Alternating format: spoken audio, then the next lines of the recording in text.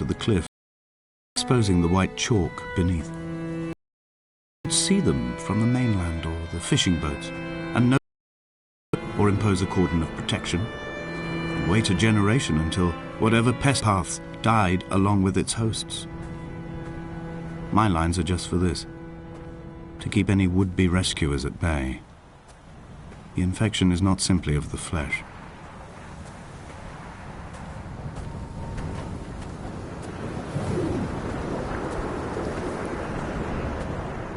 I quote directly, "A motley lot with little to recommend them. I have now spent 3 days in their company. That is, I fear, enough for any man not born amongst them. Despite their tedious inclination to quote scripture, they seem to me the most God-forsaken of all the inhabitants of the Outer Isles. Indeed, in this case, the very gravity of that term, forsaken by God, seems to find its very apex. It appears to me that Donnelly, too, found those who wander this shoreline to be adrift from any chance of redemption. Did he include himself in that, I wonder?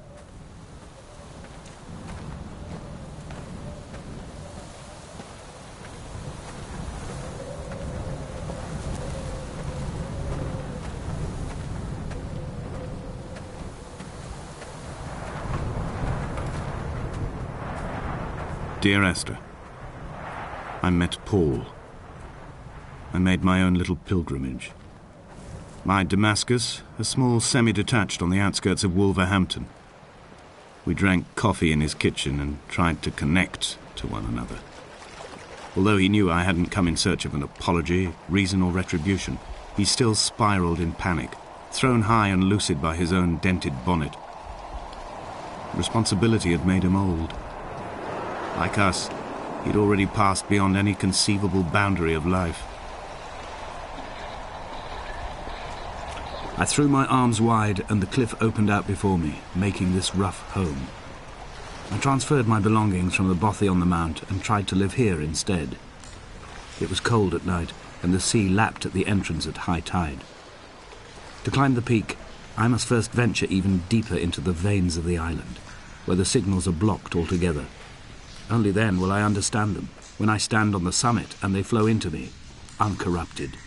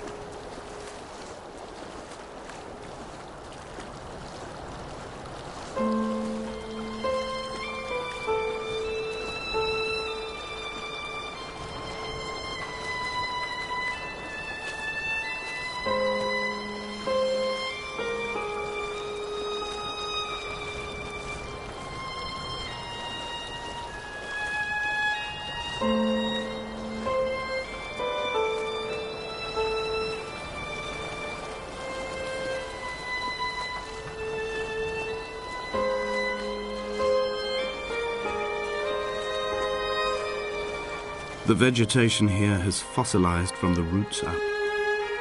To think they once grazed animals here, the remnants of occupation being evidence to that. It is all sick to death.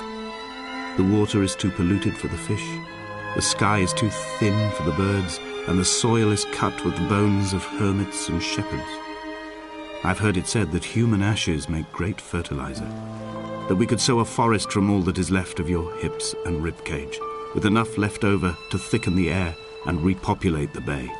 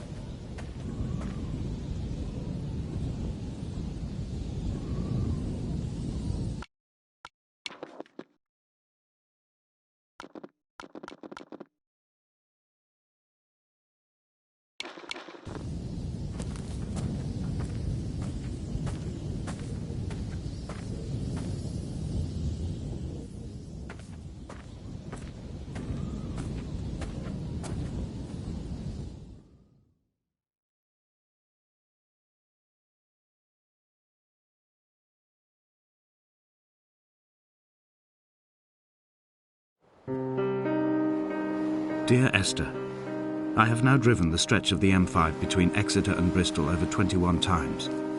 But although I have all the reports and all the witnesses, and have cross-referenced them within a millimetre using my Ordnance Survey maps, I simply cannot find the location. You'd think there would be marks to serve as some evidence. It's somewhere between the turn-off for Sanford and the Welcome Brake Service. Though I can always see it in my rear-view mirror, I have as yet been unable to pull ashore.